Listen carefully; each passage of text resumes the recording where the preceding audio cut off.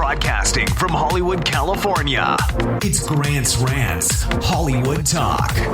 Britney Spears sadly cancels her own tour. My tone is changing towards Lindsay Lohan Beach Club. Atlanta Housewives is boring.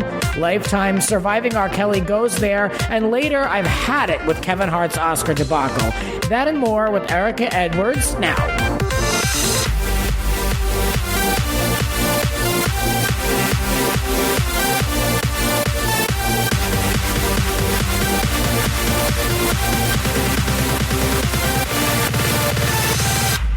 Let the ranting begin. I am sitting across from Erika Edwards, a comedian, writer, and an attorney. Welcome to the Rants.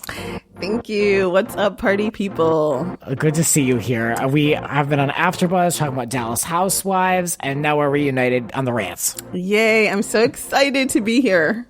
We really hit it off, I think, at AfterBuzz. We kind of had a similar view of the ridiculous drama on the hit comedy Real Housewives of Dallas. Can I say that? Yes, I think they're all hit comedies, to be honest. So they're guilty pleasures. We expressed interest at the end of the Housewives about maybe looking at Lindsay Lohan Beach Club and that we were all going to watch it. I have a lot of thoughts about the show. Now, I have talked about it a lot on this podcast, saying that I'm 100% definitely watching.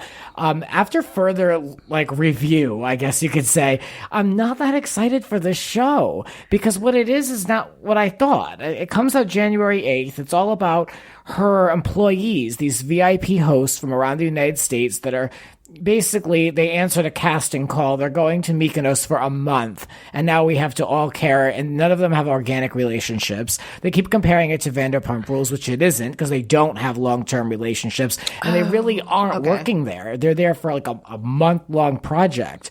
So, just as I kind of suspected, she's going to be kind of bookended or make very brief appearances in between, like who's sleeping with who and who's drunk and who's doing bad at work and all this stuff. Not my thing. Yeah, I mean, I think what I've seen sort of from her perspective is that she wants to kind of mold how we see her. And I'm hoping that doesn't work. You know what I mean? Because I'm like, what I want to see the mess. Is you talking crazy to people saying that they're trafficking their children. I want more of those videos. That's what I'm here for. And I want to see, whatever, Dina doing something crazy. But that's what I think anybody would want to see. And so I'm not even sure, like you said, I'm not even sure how it's going to draw people for 12 episodes if she's just popping in and out. Yeah, I mean, she's fulfilling the role of the Lisa Vanderpump boss archetype. And I'm not that interested in seeing Lindsay be Lisa Vanderpump. Right. And I'm sort of confused as to what Lindsay in and out of rehab has to offer as a boss, but maybe they'll show me once we watch the show. But I'm kind of like, okay, I appreciate you being a boss on a commercial or the trailer, but I'm like, you just figured out your life. So yeah.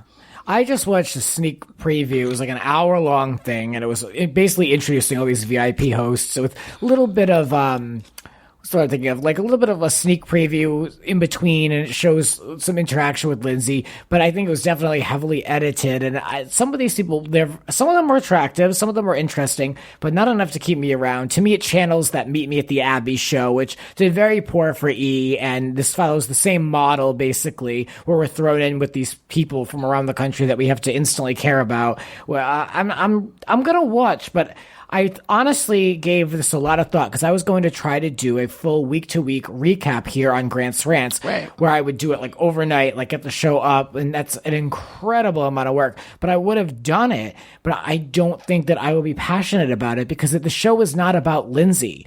It's really this like these people, like I said, for a month at a beach club. So I'm not that invested. I'll look at it, but I don't think I'm going to be a major fan. So I only want to do stuff that I love, Yeah, I totally agree with you. Because to me, I feel like if it was about Lindsay and maybe her friends and who she was dating and her family for a month, I'd be in it to win 100%. Yeah. 100%. Yeah, I totally agree with on that. Speaking of the family, this New York Post article says that Dina will appear in the show. She'll make an appearance, but she has a fear of flying, so she apparently wasn't going to come or whatever. And she was very emotional to see her daughter's success. So I will absolutely, I'm the biggest Dina Lohan fan like there is. Like, I love her for all the wrong reasons and all the right ones. And I've been following the foreclosure and the debt and everything, so I've been lobbying for her to get on Celebrity Big Brother, which that's another, like, what do we call this, a side rant. I've given so many recommendations to CBS Big Brother at this point for who they need to have on. Like, this cast better be right or I'm not watching, because I've handed them the list. But Dina would be prime for that, just saying. Yes, anyway, I agree. Page 6 put out an article. It said Dina Lohan partied hard on New Year's Eve. And so this is like right up my alley. Like, I'm sure I got no reads, but I'll tell you all the dirt because I know someone listening is interested. Apparently, she started drinking early, and a spy said Dina had a meltdown. She was wasted on champagne and screaming at people at the Marriott Marquis, Times Square. Like, what more do you want? Like, this has the making of everything that I love. See, now that sounds like a reality show, and that's what we should be watching. Or I should say that's what I'm looking for. When I pay per view. I would pay per view that. Exactly. Absolutely. And then whenever I went to New York as a kid, we would always stay at the Marriott Marquis. My old accent's coming out. And it's, I enjoyed that hotel, and I was actually there recently because I was in the city. And I went back for like nostalgia purposes. I had a drink with a friend and all that. And like, I just kind of thought it was just like, who's flocking to Times Square? Like, it's not like a thing really, but apparently the Lohans had like a reunion. Lindsay came in and surprised them. Allie had, or the sister, or Dina's daughter, the younger one, had like her first live performance ever. A rep for the family said that these claims were, quote, sad. I don't know. We all know that Dina likes to party, so are we surprised? Wait, now how old is Dina? Because I feel like she's old enough where she should be out there living her best life. And if she wants to drink and fall out on New Year's Eve, why not? You know what I'm saying? I hope so. Let me look up this age. It says here that Dina is 56 years old and living life. Exactly. So, and that's not very old. She's also 6 feet, if anyone's curious. Oh, wow. 6 feet. She is tall. So, yeah, there's nothing wrong According with to Google. We have to name the sources here. So, I'm in it for Dina. I'll definitely watch all that, like Dina's episode, but I don't know if I'm going to be that gripped to the rest of Lohan Beach Club. I don't predict this show is going to be a success. And I hate to say that. I love Lindsay. I'm not here to throw out negative energy in the universe around her, but I don't know if this is going to be like what's going to make her like super A-list relevant again. Sorry. Yeah. I mean, I think it's going to be too cookie cutter as opposed to, like, I feel like she doesn't have a real grasp of what makes reality good. Like, what makes it good is the drama behind it. And it's like, if you're not really going to give us that, then yeah, just perform in a scripted series and be done, you know? And another thing I will add, the VIP hosts that they have, they would ask them while they're packing their bags, what do you know about Lindsay? What do you know about the beach club? And like, they all had very carefully scripted answers about how much they respect Lindsay as a businesswoman. I was like, I don't think anyone views Lindsay Lohan as a businesswoman. I know. I mean, to me, that's going to be shock and awe right there. Like, okay, did Lindsay go to anybody's college ever? Like, what is she? She's been like high most of the time. So that part, her whole business part will be actually interesting. But I mean, I follow her closely, and all I thought she did was just slap her name on some clubs as far as like a branding licensing deal. I didn't think she really had anything to do with day-to-day operations, hiring, firing, ordering. But apparently she's like a little European mogul. So we're led to believe. All right. Well, that part, I mean, I do wish her the best. And I want everybody to be successful. But I don't know if you're going to get me for 12 episodes. Yeah. Britney Spears, this came up. I don't have much to say about this, but sadly, 2019 is canceled for me because her Las Vegas residency is on hold due to her father's health. She's on an indefinite work hiatus. And for some Britney fans, they feel like she's been on a work hiatus for like the last 8 years. I love her, but I can be tough on her. I mean, her team holds her back. Her team is lousy. She doesn't do press. She doesn't make announcements correctly. She doesn't do much to push out her projects anymore. Did you see when they announced the show in Vegas? They had the big announcement. She popped out of the ground and walked into an SUV. It was horrible. Oh, well, no, I did not see that. That does sound kind of painful. Very painful. But she was making a lot of money in Vegas, right? Wasn't she like the number one top female performer? And what's his name? Kevin was hitting her up for more child support and everything. So, I mean, I feel like she might need to take a break, relax. Yeah. Not pay him that extra money and spend some time with her family. Her father is expected to recover. I believe he's still her conservator. And I know she's close with him. I was shocked. My sister actually told me that did you see Domination was canceled? And I just stopped the car, pulled it over. I was like, what? I'm not even kidding. And found the first space I could fit my big car into. And I did the research. It's hard to blame her. I mean, it's not like she's being lazy or there's a bunch of secrecy around it. It's about our father, but there are some questions if it's related to low ticket sales. Now, Wendy Williams mentioned this a few months back that tickets weren't selling that fast. Okay. The marketing of the show was lousy. Right. People who already went to go see Britney, and her tickets are not cheap. I know. Her tickets are a lot of money. Yeah. They're like a major investment. Someone has to really love you to get you tickets to see Britney. Really love you. So the people who already saw it. So they are probably feeling like the show is going to be the exact same from what they already saw. So why pay to go again? But if she did the right press and the right marketing and they launched it correctly, it would be like a new thing, and they would be able to spin it differently, which they really didn't do. So the whole thing is kind of in a mess from the beginning to the end, and I'm sad that it's canceled because I had plans to go see it multiple times. I didn't make anything yet. I haven't purchased tickets. Let's say you are living your best life if you can afford to go see it more than once. Good for you. Yeah, I mean, we're talking mid mezzanine, squinting a little bit. I know, probably still $150 tickets, but good for you. Yeah, well, it's one of the few people that I actually would like to go and see. I'm not a big concert person. There are very few people I would go out of the way and pay big money to see. I'm not a Coachella guy. I don't care about that. I've never been to the Staples Center, so I can justify the Britney stuff. Right, that makes sense. That makes sense. Yeah, me. I'm not Coachella either because it's I don't know, being out and there's dirt and stuff. It's so overpriced. Right, They announced the lineup. I wasn't planning to even talk about this, but I'm not interested because the people here, I don't know if you feel this way, but people in LA who go to Coachella feel as though that everybody else is jealous they're going. I'm not jealous that the people are going to that. If I wanted to go, I could go. I'm I'm not gonna say I could go, but I'm I could find something else to do with $500. I know that. Yeah. So I'm good. I think I'm okay. And then I don't need to see.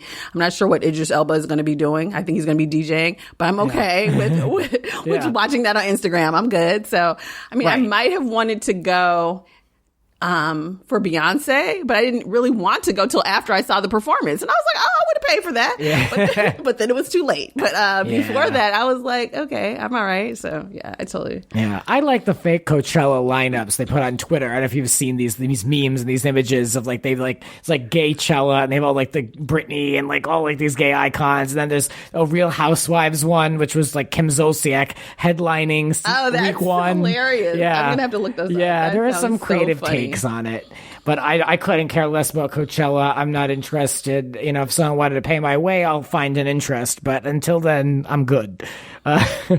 Let's head into my rant of the day. Grant's rant of the day.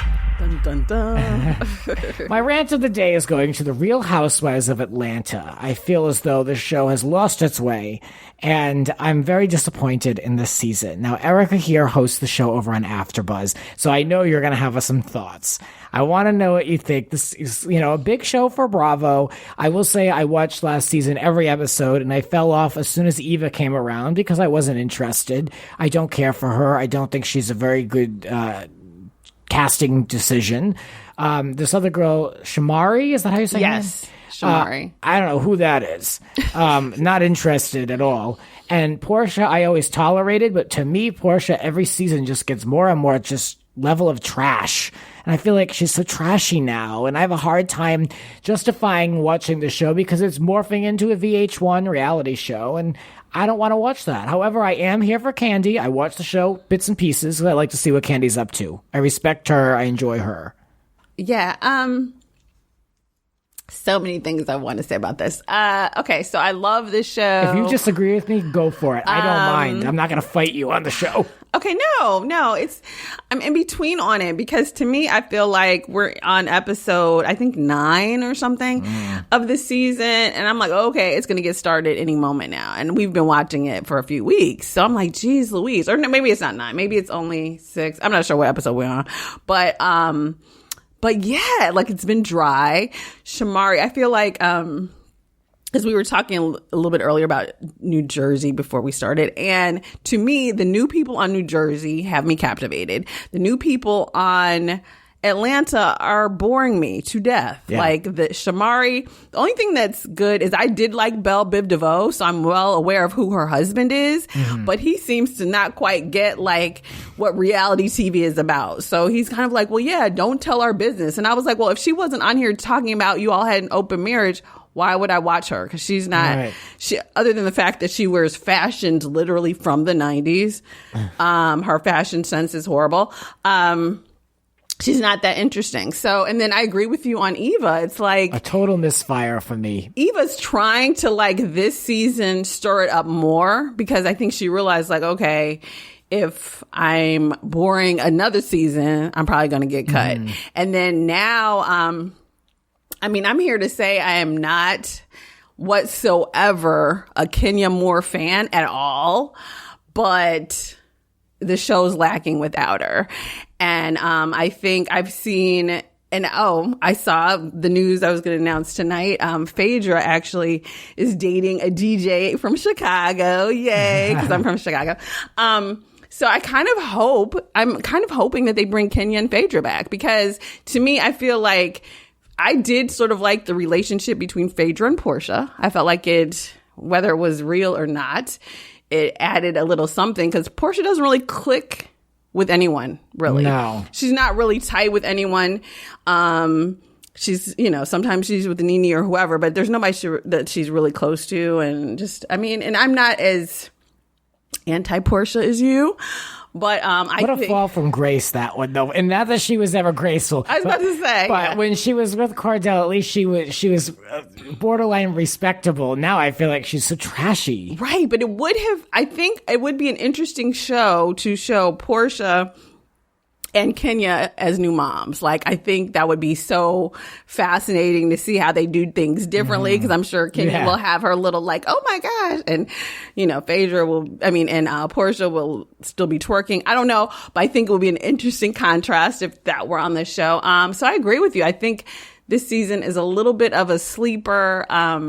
They can't all be great. And Atlanta has had a really great streak, unlike something like Real Housewives of Orange County, which is rough. Real Housewives of Beverly Hills, awful. So at least, Atlanta has some really great seasons under their belt, so I'm not hating on them too much like the other ones. I will say, though, I am a Kenya Moore fan. I think she's excellent TV. I mean, I agree with you on that, except I know last season, I was really frustrated with this whole my husband's not going to be on the TV show thing. I agree. That was the one thing, like every week, I'm like, dude, I don't want to hear about your mystery husband. Like, you signed up for reality TV. I didn't tell you to sign a contract. I want to see your life. That's what I'm tuning in for. So that was the one thing with her where I was like, I want you to be happy if you want to have a family and stuff, but he knew you were a housewife, right? Like, I don't get it. Yeah. But yes, I mean, to some extent, I love the show. I'm still passionate about it, but I do agree in that it's lost. Like this season, it's kind of, it is sort of missing something. And I feel like the new people aren't bringing the spark and the fire that you would want them to bring. I agree, and I don't see the appeal, and I haven't for a long time with Eva Marcel. She was on The Young and the Restless. She was a total flop on that show. I don't enjoy her. Okay.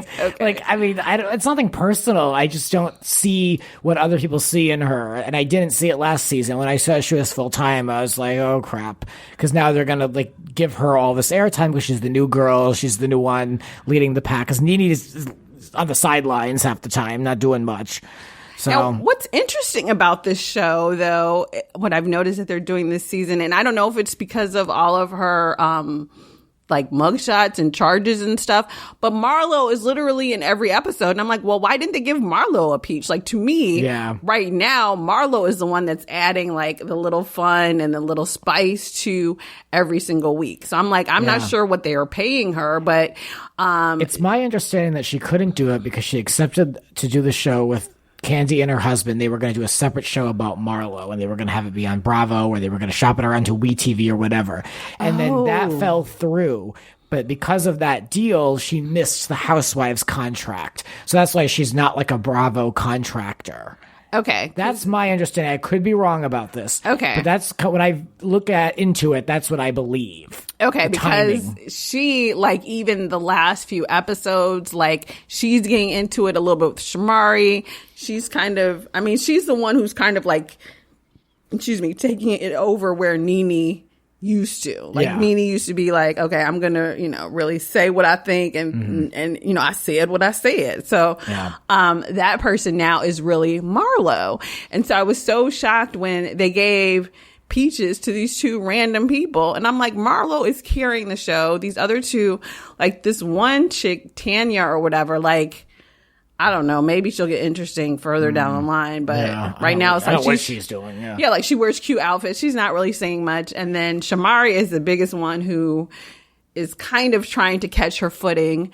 But yeah, unfortunately, I do feel like there's a little bit of the tarnish on there. It's not as it used to be. My final thought on this is basically it's a different show than what it was even 2 years ago. I really don't connect with it the way I used to. Really, it was like must-see TV for me. And, now it's like a different show with a different cast with maybe like with Nene and Candy. And it's like, okay, well, I'm kind of trying to latch onto them. Never was a Nene fan, so I really don't care if she's there or not. So to watch an ensemble show just for one, it's hard for me. And funny because in this conversation, we've never even mentioned Cynthia, who's so overstayed on this show. Well, I'm watching Real Housewives of Atlanta, not closely and not even every week, but I'm keeping an eye on it because I hope that it improves. It will. Have faith, you guys. This has been my rant of the day. That's my opinion! All right, let's get back into a few things over here. You mentioned to me, you pitched this idea of discussing R. Kelly's Lifetime series, Surviving R. Kelly. It's a 3-night event. It's at the time of recording this podcast. All parts have aired. Everything's available on demand. I think it was very well made. I admit fully I have not watched all of these. I went deep down the rabbit hole of watching as many clips as I could before Erika got here. I was watching the most recent last part of the series, and I was really surprised to see they had like Charlamagne the God, Wendy Williams, and who else do they have on? The big name was John Legend. John Legend. Yeah, John Legend is on there a lot. That's a big get, especially for Lifetime. Yeah. I've seen the first 2 nights, so I think that's about 4 hours. So I haven't seen the very last 2. It's a lot of hours of content about R. Kelly. Exactly. It is. And it's really fascinating for me because being originally from Chicago, like I remember hearing about R. Kelly and teenage girls and all of this, and it was just part of the scene at the time, or part of the scene, growing up. And so it's interesting that now it's like, 20 years later, now it's a thing. And it's like, For those who don't know, it's a documentary that alleges he coerces women to live with him. He separates them from their families and commits shocking acts of physical and sexual abuse. And he targets young black girls. That's really the angle of this, which is, horrendous, of course. And it's the way they cover it is really in depth. There's a lot of talking heads and a lot of different personalities, and they cover these parents of these girls who lost their children. Yeah, and what is so fascinating is the very first night they covered Aaliyah, which was such a big deal in the 90s because he discovered her at the age of 12. And because her uncle was his manager at the time, and he was like, oh, meet my niece. And he kind of really groomed her. And there was always this thing about were they dating? Were they not dating or whatever? And then they had this secret marriage. And that was a big, like, I remember when that, people talked about that when that happened, and it was such a big scandal.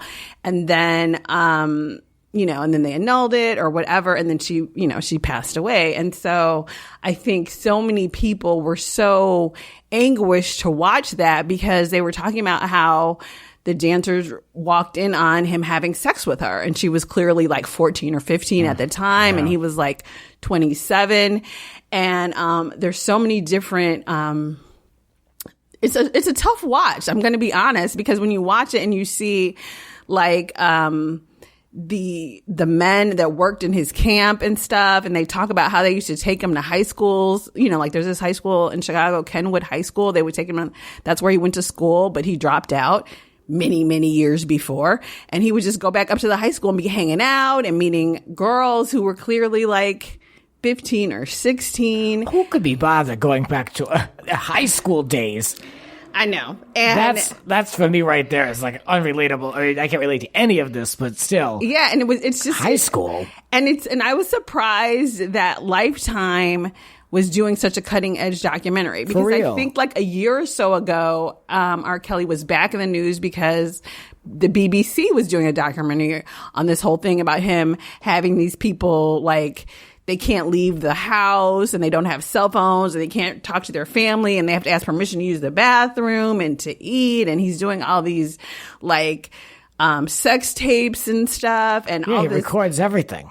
Right, which in the first series, like maybe the second one or whatever, and I do remember when he was tried, because there was this other star, Sparkle, and she's in the first few, she's in the docuseries, and she was like a big R&B star, or he kind of discovered her as well. But I think the way she was talking, I guess he wasn't like actually sleeping with her, and she introduced him, I think it was her niece, that he actually like got caught peeing on or whatever. Oh, God. And so, just so that you all know, that is a thing. And there was a video of it, and he went to trial for that. And even though there was a video, he was acquitted. And everybody kind of like knew he did it. And then right after that, I mean, I remember people used to, like Dave Chappelle, there were so many comedians that made jokes where it was like, he's peeing on young, because the girl was like 14 in the video, I think. And he still has these like number one hits. And I think it's so interesting now because of the Me Too movement. It seems like, how did people allow this to go on for so long? And he's just now, like he's not really, going to jail or anything, but he's just now sort of really being exposed. Yeah, yes. Definitely being exposed. A couple of highlights that have come out of this were that the police were able to tip off his team before they would come and do like a health check or something. They would, or like a well-being like check-in or something. So they were able to, hide up whatever they have to hide and get everyone fit and dressed and all this stuff, which is like so scary that the police enable this, allegedly. The female victim, one of the female victims, was dressed up as a boy and had to wear a fake that's beard. So crazy. Yeah. And like had to carry themselves like a man. Allegedly, these girls have to sign false statements, claiming that they did things and stuff about their families, so they have leverage. He has leverage against them. I mean, but these girls, they have no brain in their head. I mean, what are you doing? I don't want to quite say people were pimping out their children, but it's kind of like, why would you leave your daughter of 14 or 15? Like, why do you not know where she is? Why is she at some recording studio with this man overnight? Like, where are they doing that at? And, right. And some of these women are so, now that I think he's doing a few that are a little bit older that may be legal, but I think some of them, you're so enticed with the money and I guess you think it's going to be great. And then, then you get involved and you're caught up in an abusive relationship.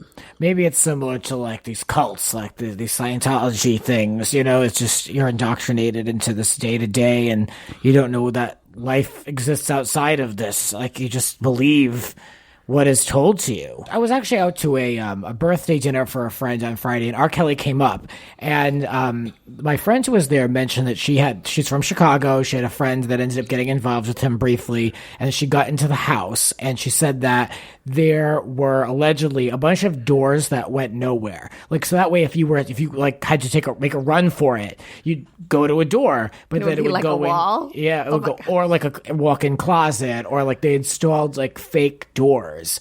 I don't know if this is true, but it's twisted enough.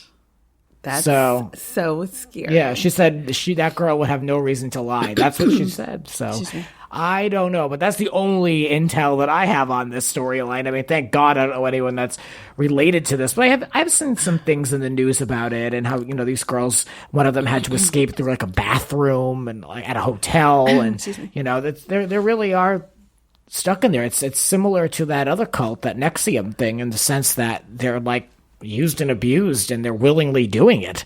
I don't know. Yeah, and it's so frightening, and the fact that so many people over the years knew that this was going on in the industry, like so many people knew, like Damon Dash, so many people in R&B and hip hop knew that R. Kelly was doing these things. And I do remember in Chicago, like it was known, it wasn't a secret, and people just kept listening to I Believe I Can Fly, and they just, the music was, I mean, he's a great artist. Like, I do like some R. Kelly songs for sure, but can you separate the artist from their craft or from their art is the question. For me, the answer is no.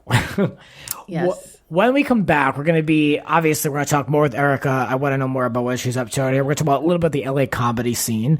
And then we're going to talk briefly, because I can only handle this for a few minutes, talking about this Kevin Hart Oscars debacle. I mean, like, I'm going to go off. We need a break. I'll be back in a moment. Now this. You're listening to Grant's Rants. Subscribe and spread the word. There are a lot more rants to come. Listen anytime on all major podcasting platforms. And now, back to the show.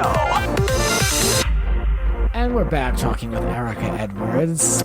And we're enjoying these rants. There's a lot in this episode that we're covering, considering that it's a slow period. But there's a lot to say. And I want to quickly promote the other episode I did, episode 111 with my grandmother, Granny June, where she gives some advice to celebrities in the new year. We talked a lot about other things as well, TV, mid-season TV. I'm really proud of that episode. I hope people will give it a listen if you haven't had a moment yet to check it out. We also did a little video. You can search Granny June on YouTube and see her talk about Wendy Williams and the Vanderpump Rules people and all that. Oh, cool. So just giving that a little plug because it was a ton of work and it was really good. So did she talk about Wendy's husband cheating on her? Yeah. Yes. Hey, where there's smoke, there's fire. Yes. Yeah, so I saw that Wendy's her show got renewed for 2 more years and she's still not starting it. Like they pushed it back this week. So she's got a lot to clear up when she returns. We'll see if she lies through her teeth. Yes, which I think she will. I mean, I think she'll lie. Yeah. I want to talk about this Kevin Hart, Ellen DeGeneres interview. This really pissed me off and ticked me off. And I said, it's just like, I felt it was just gross. Like, I can see both sides to this, so I don't want anyone to come for me. But like, for me, it was a big, long, drawn-out, clickbaity interview where, now Ellen's the moral authority speaking for everybody by basically, praising him for getting through this time. And really, she said, I'm praying that you can host. And to me, this is like classic rich people problems. It was a lot of like whining. And I get the precedent that's being set here. Like, how many times does this man need to apologize for 10-year-old tweets? Whatever, I get it. But I don't know. To me, it's like, you might have thought these people were discussing the world's problems. It's about who's hosting the Oscars, I was really turned off. Is that inappropriate for me to say? No, because when I saw the clip, like one thing I found interesting about it was that Kevin was like, oh, this person was out to destroy me and all this other stuff. And I was like, well, no, maybe that person that blackmailed you with that sex videotape, maybe they were trying to destroy you. This person is just trying to reveal to the world who you really are. I mean, I'm not the most huge Kevin Hart fan anyway, because he said a lot of things that sort of were derogatory also about black women, about other people as well. So I'm like, It is what it is. If you don't feel like you need to apologize again, don't. I think his response was honestly somewhat arrogant because you end up saying sorry again anyway. So now I'm confused. Either stand behind what you say or don't. Which is it? Or don't. Host it or not.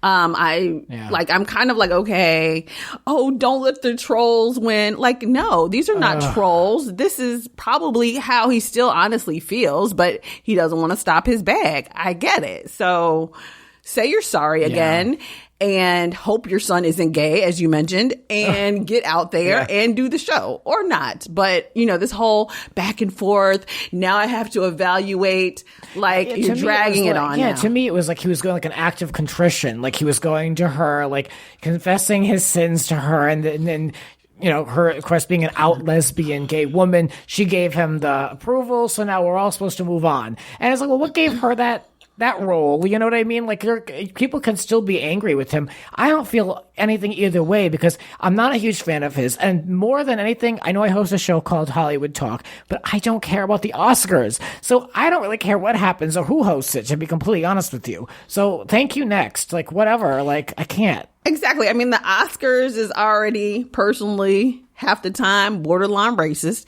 anyway. So I'm like, whatever. And it was so interesting because Ellen was like, I called the Academy. Like, she's the queen of the Academy. Like, that's what I mean. She's like, well, I called and I told them to take you back. Like, yeah, and now I want this job. Great. And to me, honestly, to some extent, I feel like fundamentally as a comedian, if you walked away, I don't know, like I'm a firm believer, especially being from Chicago, living in Los Angeles, it's so fake here. Like, whatever you say, stand on it. So to me, for you to come back now and be like, okay, I'll do it. One, it's already ruined. You know what I'm saying? It seems very stunty to me. Yeah, they already ruined your moment and you already made a stand. Either stand by it, but if you don't, especially if you don't and it's not really that funny, it's going to be horrible. But so I kind of feel like he should stand by, if he really believes in what he said, he already apologized and he was the one who withdrew. Stand on it. Just don't do it. It seems like a stunt to me and a little bit a couple ways. My final thought on the whole thing is he talked a lot about how it affects a lot of the people that work for him and his production company and with him. And this is the danger that we fall into in this current day in Hollywood with these celebrities becoming master brands. Now everyone's a business and a company. And when you do have something disparaging and damaging, it does affect all these people and their livelihoods and all that. And that's the problem we have, is because these people are not perfect and not everybody needs to be a brand and a business. And I feel for the people who do work for them because they must wonder what's going to happen to them. And it's not good to put like all your faith in one man like that. So I thought he was being a little dramatic. I don't think him not doing the Oscars or these anti-gay tweets that came out were like that shocking, to be honest. And I think I wasn't surprised by it, really. I mean, I think worse things about him have sort of come out and nobody's really been super flabbergasted.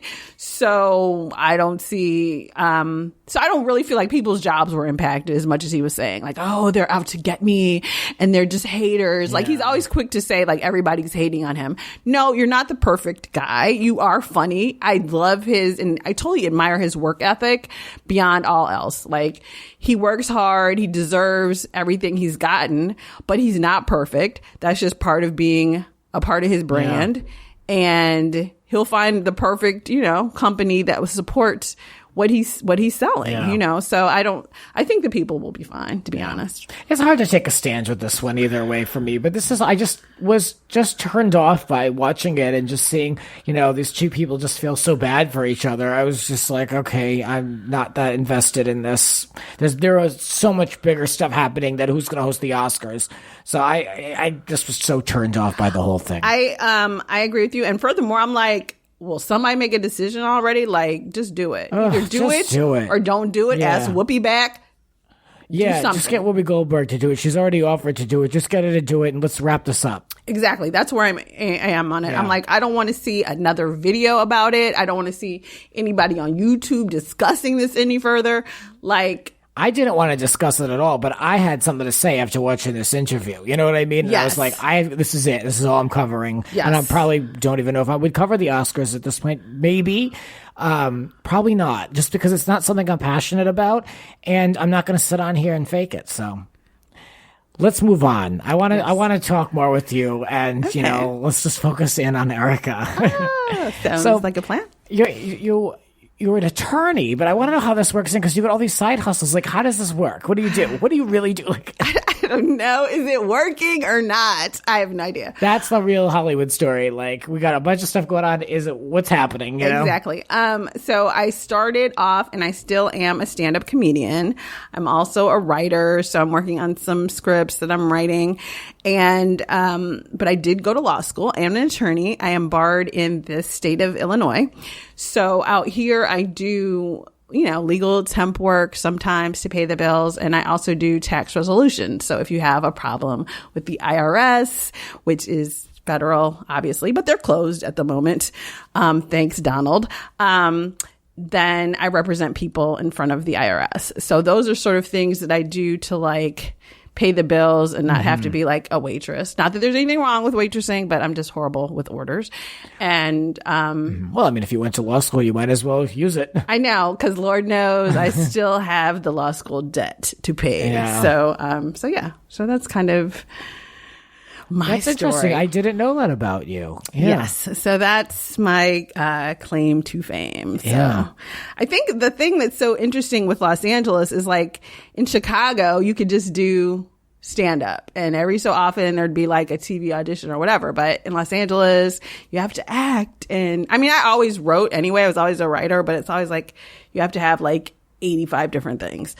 So to kind of just always be creating, which I think is fundamentally important anyway. So AfterBuzz must help with that, and just the sense of just getting behind a mic. You've got weekly content coming out. Yeah, I love that. And then, I mean, honestly, I do watch a lot of TV anyway. So, and it's nice to kind of have that engagement with other people that are also excited about what you're watching. Yeah. So that's what I really do love about AfterBuzz. It gives you a chance to engage with an audience that likes the same things you do already. So that's definitely a plus.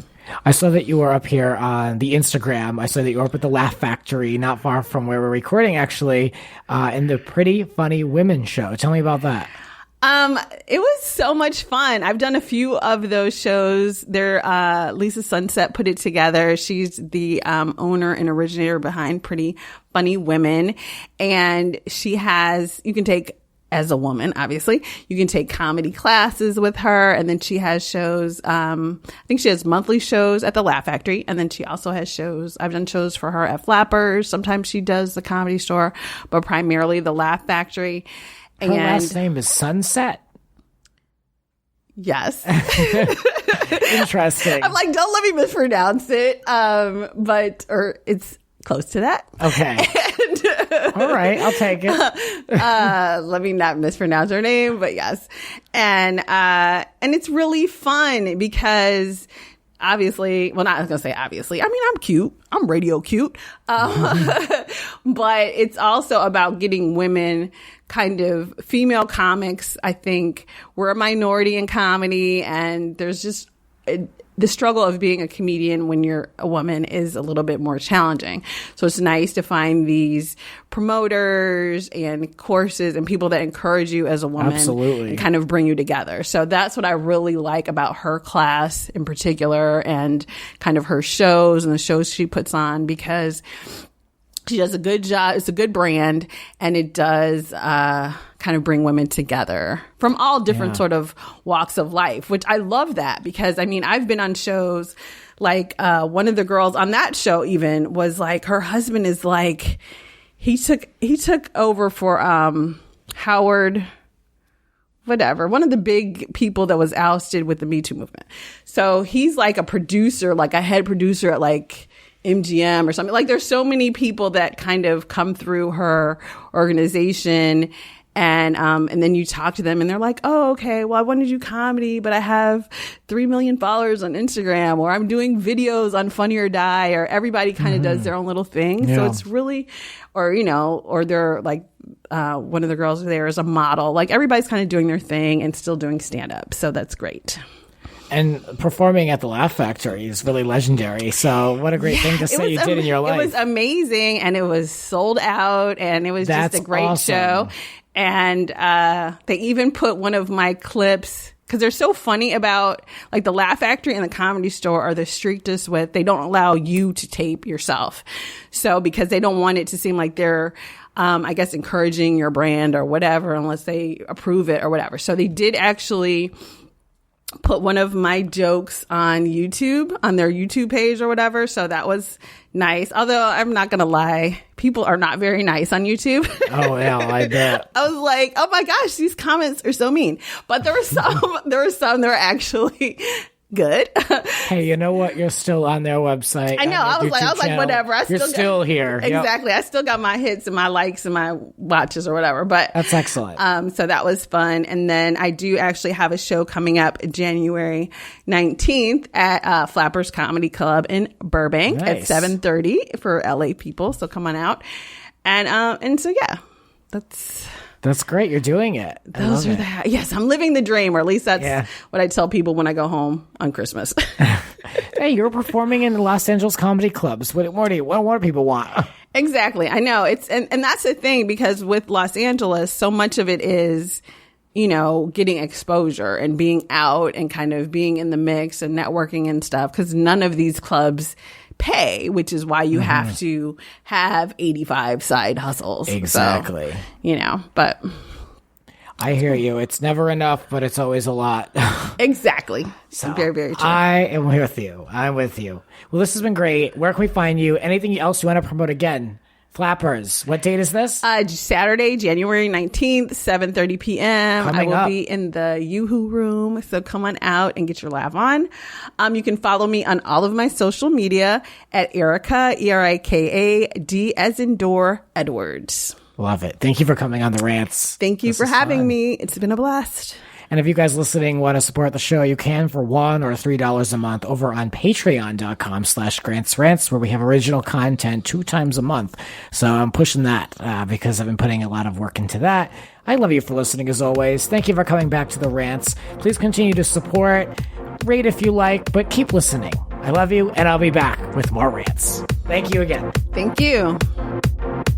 This has been Grant's Rants. Support the Rants on Patreon at patreon.com/Grant's Rants. Follow Grant on Twitter and Instagram at It's Grant's Rants. Cover art created by Howie Rone. Voiceover by Aw Yeah! Original theme music by Alexander Arntzen. The Grant Michael Collection.